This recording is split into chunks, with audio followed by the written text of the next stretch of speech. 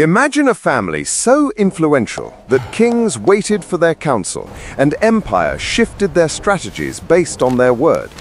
A family that bought the Suez Canal with a single check, that financed both sides of history's greatest wars and always emerged victorious. This isn't fiction, this is history. When Britain needed funds for war, the Queen didn't call the finance minister, she called them.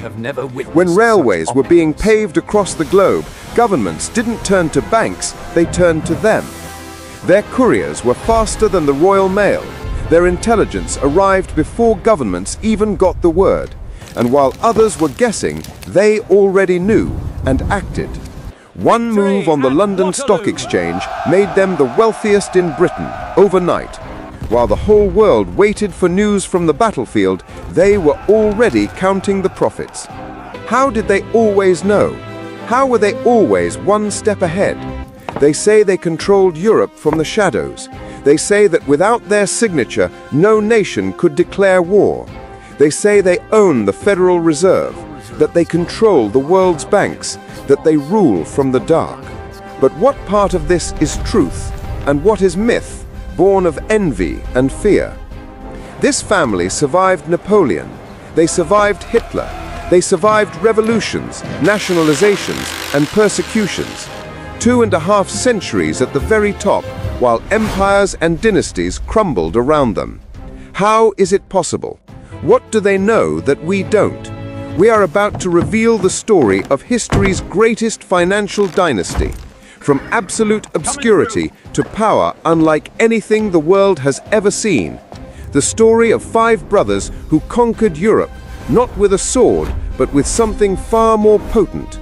This is the story of a family whose name still commands awe and fear. This is the Rothschilds.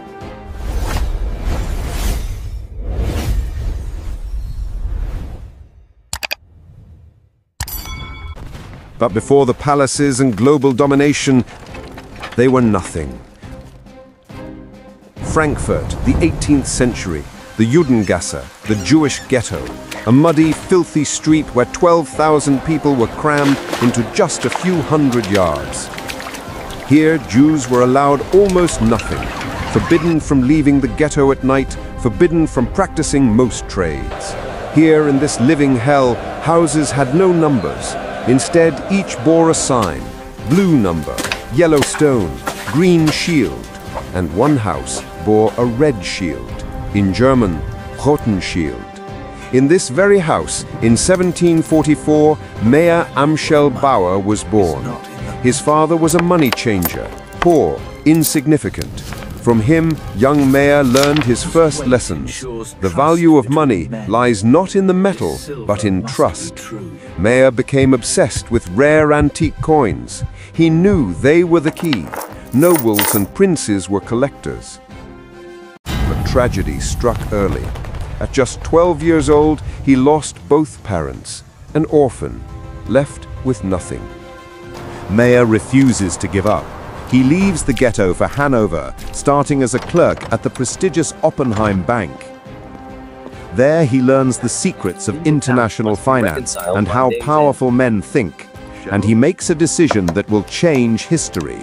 Bauer becomes Rothschild, adopting the name of the Red Shield, the symbol of his house. A symbol that will become the most powerful in the financial world. Mayer returns to Frankfurt, but he is no longer the boy from the ghetto. He has knowledge, he has a plan, he has a vision. At 20 years old, he opens his own exchange business, a small shop, a humble beginning. But Mayer isn't aiming for common people, he is aiming for the top. His target, Prince William IX of Hesse, one of the wealthiest men in all of Europe. A prince who rents out soldiers like merchandise, holding millions in cash. But how to approach him? How does a common Jew from the ghetto get an audience with a prince? Mayer knew how. Rare coins, antiques, the things the prince adored. Mayer sells them to him below market price. He doesn't seek profit, he seeks access. The strategy works. The prince summons Mayer again and again and again. Mayer slowly becomes indispensable. 1769. The prince grants him a title that changes everything. Court agent, Hofactor, the official banker of the court. Now he has the seal, the protection, the legitimacy. The doors of power are open. Position secured, Mayer makes his next move. He marries Ghetto Schnapper, a sharp woman from a respectable family. It wasn't just a marriage, it was the beginning of a dynasty. Together, they will have 5 sons. 5 sons who will become the 5 arrows and who will change the world forever. Amschel, Salomon, Nathan, Karl, James. 5 names that will become legend. Mayer trains them from childhood. Finance, discretion, loyalty. But the most important lesson, unity. Mayer shows them the symbol that becomes their crest. 5 arrows bound together. He takes one arrow and snaps it. It breaks easily. He takes 5 arrows bundled together. He tries to break them. Impossible. Brothers, he tells them, together you are invincible. Separated, you are nothing. That lesson will become the foundation of their power. Now it is time for the most fateful decision. Mayer sends his most capable son, Nathan. Where? To London, the heart of the British Empire. Nathan is 21. He knows no one. He has nothing, but he has something more valuable than money. Mayer's plan. Nathan arrives in Manchester in 1798. The Industrial Revolution is in full swing. Chimneys, factories, textiles. Nathan starts by trading cotton and cloth, but that is just a facade. He is building something much, much bigger. He builds contacts. He builds trust. He builds a network. Slowly he moves to London, and he shifts from textiles to what truly brings power, money. But while Nathan builds, Europe burns. Napoleon Bonaparte, his armies march across the continent like a storm. Kingdoms fall, economies collapse. For most people, it is a catastrophe. But Mayer taught his sons one thing: chaos is the greatest opportunity. And Napoleon will provide them with the greatest opportunity in history. 1806, French troops enter Frankfurt.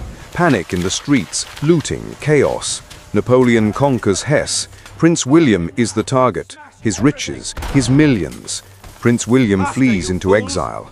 But before he goes, he must make a decision. What to do with his vast fortune? Who can he trust? Mayer Rothschild.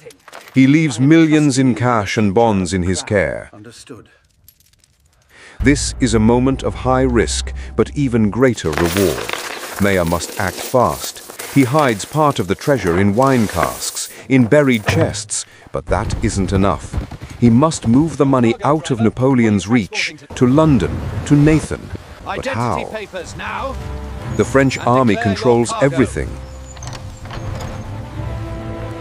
A secret network, carriages with double bottoms, couriers who know the hidden paths.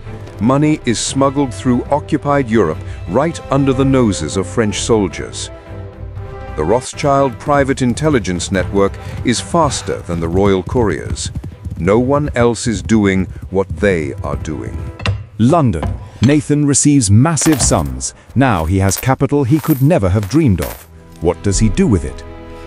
He doesn't return it. He doesn't hold it. He invests it. British government bonds, gold, trade. Nathan Rothschild becomes a banker, and he has just been given the greatest starting position in history. The game is just beginning. Spain, 1811. The Duke of Wellington leads the British army against Napoleon, but he has a huge problem. No money. Soldiers are starving. Equipment is failing. Morale is disastrous. London tries to send aid, but the French Navy intercepts the ships.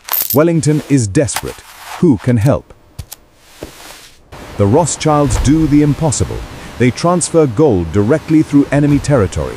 Using secret routes, bribed officers and forged documents, the gold travels from London through France itself to Wellington's army. No one else can do this, but the Rothschilds are not like others. At the same time, they build the fastest intelligence network in Europe. Fast boats, couriers with secret horse stations, a system of signals and codes. News that usually takes a day and a half to reach the king, reaches the Rothschilds in hours. Information is power, and they have just become the most powerful. June 1815, the fields of Waterloo. Napoleon against all of Europe in a decisive battle. Smoke, cannons, blood. If Napoleon wins, Britain falls. If he loses, Europe is free. But no one knows the outcome yet, except for a Rothschild agent watching the battle through a spyglass from a hill. When he sees Napoleon's lines crumbling, he immediately races to the coast. Though a storm rages over the English Channel and ships aren't sailing, he finds a small boat and crosses. 24 hours later, he arrives in London, straight to Nathan Rothschild, and whispers 2 words, Wellington won. The next morning at the London Stock Exchange, all of Britain is in suspense. No one knows the outcome of Waterloo. Nathan stands by his famous pillar, the place where he always trades. Everyone is watching him. Rothschild always knows first. What will he do? The tension is unbearable. And then, Nathan does something shocking. He begins to mass sell British government bonds. Panic explodes. Rothschild is selling. That means Wellington lost. Traders in hysteria begin to sell everything they have. Bond prices drop like a stone. Collapse. Total collapse. But in the chaos, while everyone is panic selling, something else is happening. Rothschild agents quietly and discreetly begin to buy. They buy everything, every bond on offer, for pennies on the pound. No one notices. Everyone is too scared. And then the official news arrives. Wellington has won. Napoleon is defeated. Bond prices explode upwards. The market goes wild. In a single day, Nathan's fortune multiplies. It is estimated he earned the equivalent of billions in today's dollars, the most legendary financial move in history. After Waterloo, Mayer's plan finally comes to fruition. 5 sons conquer the 5 most important cities in Europe. Nathan rules London, the heart of world finance. James goes to Paris. He builds a palace that outshines the royal court. He finances the French government and becomes part of the high aristocracy. Solomon conquers Vienna. He sits at the table with Prince Metternich and enters the innermost circle of Austrian nobility. Karl controls Naples, the ticket to the south of Europe. And the eldest, Amschel, stays in Frankfurt, guarding the family seat, the religion and the tradition. 5 arrows, 5 cities, 1 dynasty. They become known as the 5 kings of Europe. But in 1812, Mayer Amschel Rothschild dies. His will contains one key message for his sons: stay united, and no one will break you. The brothers listen. No major financial move is made without the consent of all. The family functions as a single machine, and thus becomes the most powerful dynasty on the planet. The 19th century becomes known as the century of the Rothschilds. They no longer just finance wars, they build the future. Railways connecting the continent, the first steam locomotive in Austria, the Nordbahn, financed by Rothschild capital. Mines, factories, the Industrial Revolution. Their power becomes so great that they can maintain peace. How? They simply refuse to finance wars that don't suit them. No country can afford a war without their loan. Kings and ministers wait in lines outside Rothschild banks with hats in hand. It was said, there are 3 great powers in Europe: England, France, and the Rothschilds. Their influence becomes global. They finance the independence of Brazil, providing the loan to pay off debt to Portugal to become free. In Spain, they take control of the mercury mines in Almaden, holding a monopoly on a key resource for refining gold. Every major investment, every railway line, every mine passes through them. They aren't just the richest, they are indispensable. 1875. A London dinner between two friends, Lionel de Rothschild and Benjamin Disraeli, the British Prime Minister. Disraeli has a problem. Egypt is in crisis and must urgently sell its shares of the Suez Canal, the most important trade route between Europe and Asia. France wants to buy them, and Parliament is in recess. There is no time for a vote. Disraeli looks at Lionel. "Can you provide £4 million by tomorrow?" Lionel picks up a pen. One signature, one check, £4 million, overnight. No meetings, no committees, no waiting. Britain gains control of the Suez Canal, the route to India, the heart of the empire. And the Rothschilds gain even greater political influence and massive profits. One check changed the geopolitics of the world. At the same time in Africa, they financed Cecil Rhodes and his ambitions, creating the De Beers diamond monopoly, which controls the market to this very day. Gold, diamonds, the continent's resources, all under their control. The empire wasn't built with weapons, but with checkbooks.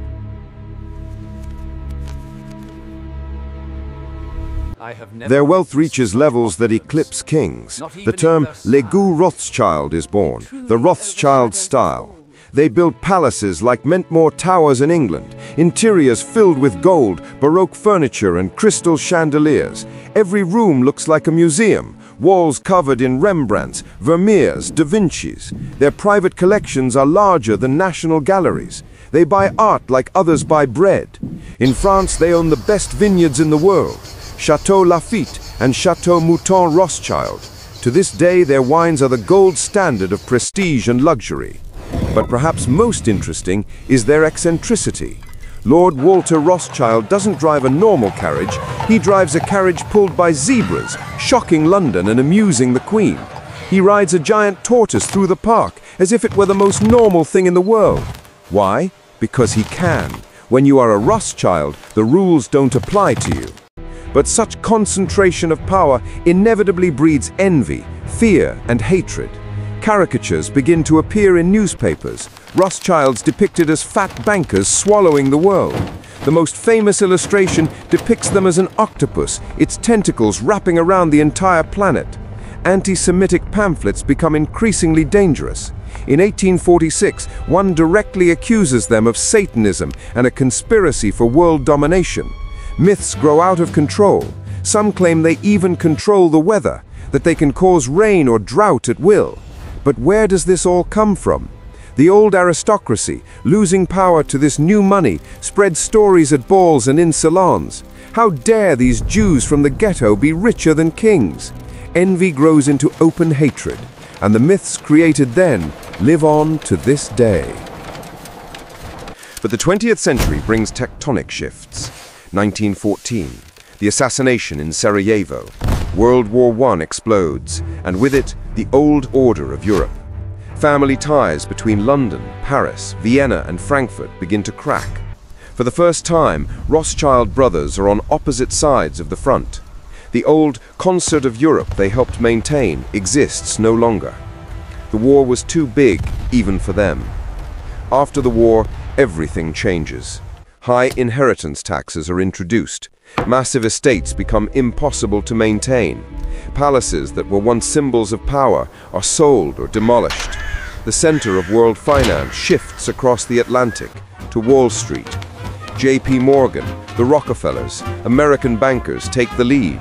And the Rothschilds? They never had a strong bank in America. The era when they were untouchable slowly fades. Yet their political influence still echoes.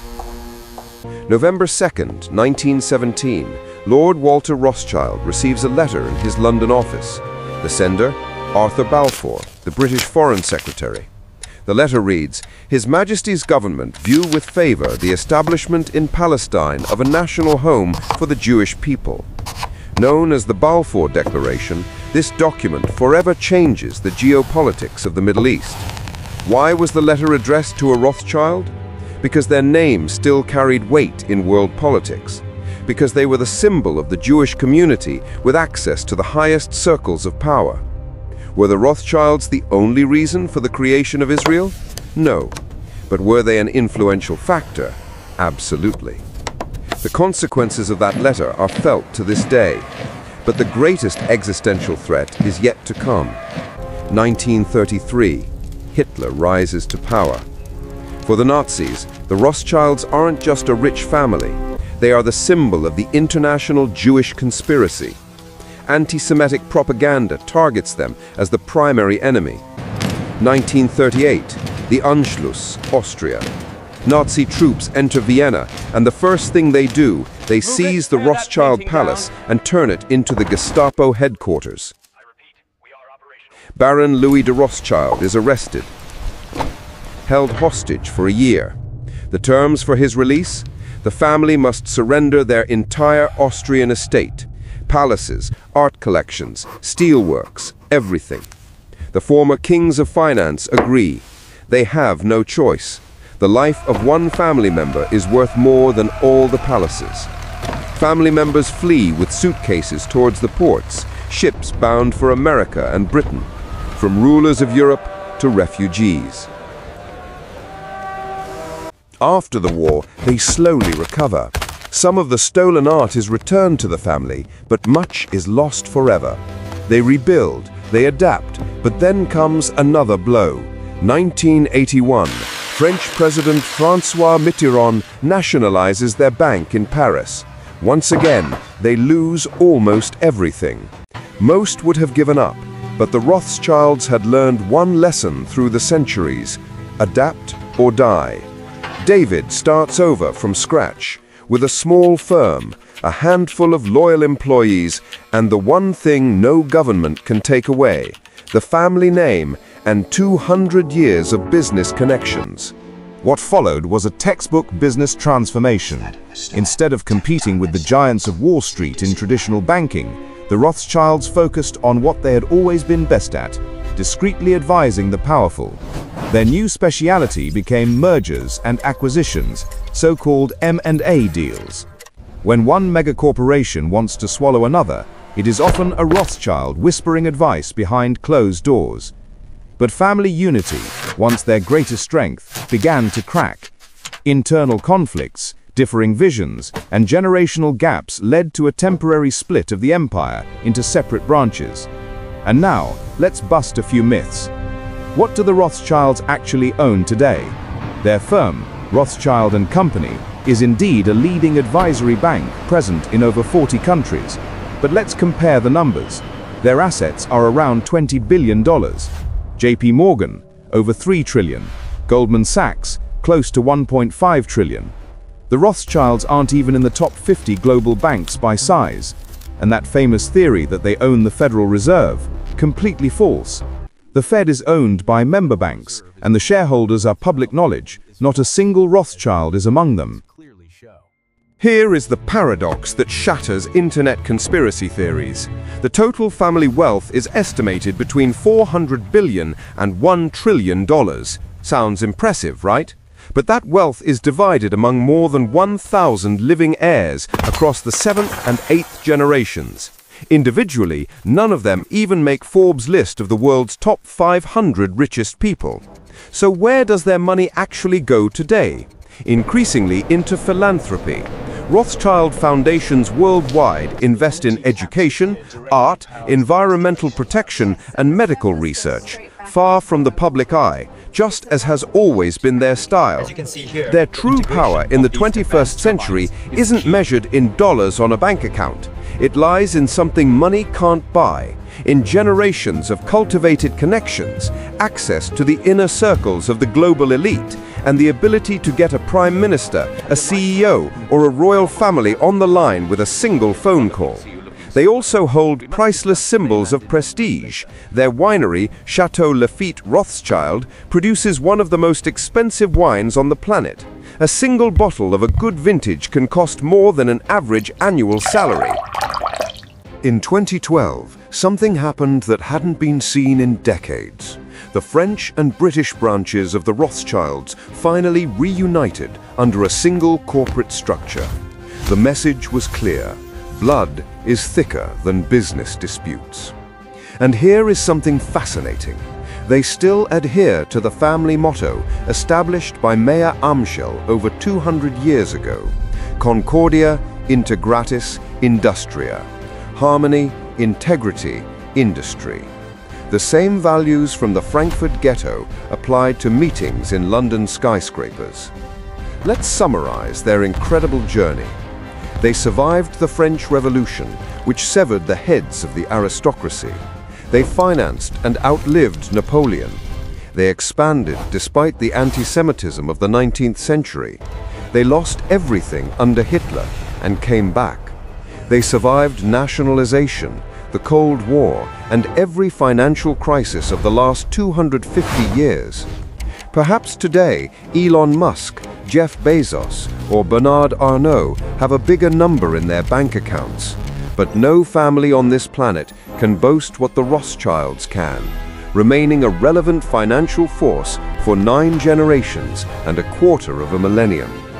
From a dark, cramped ghetto in Frankfurt, where a red shield hung above the entrance, to the most exclusive halls of power in London, Paris, and New York, the name Rothschild isn't just a surname. It is a synonym for financial immortality. So, the eternal question that fuels internet comments remains. Do the Rothschilds still rule the world from the shadows? Do they pull the strings behind global events? Or are they simply a very successful, very discreet, very old family of bankers who survived everything history threw at them? The truth is probably much more boring than the conspiracy theories. But one thing we must admit: in a world where corporations rise and fall in a single generation, a family that endures for 250 years, admiration or at least curiosity. You decide. Leave your thoughts in the comments below. Thanks for watching Red Business.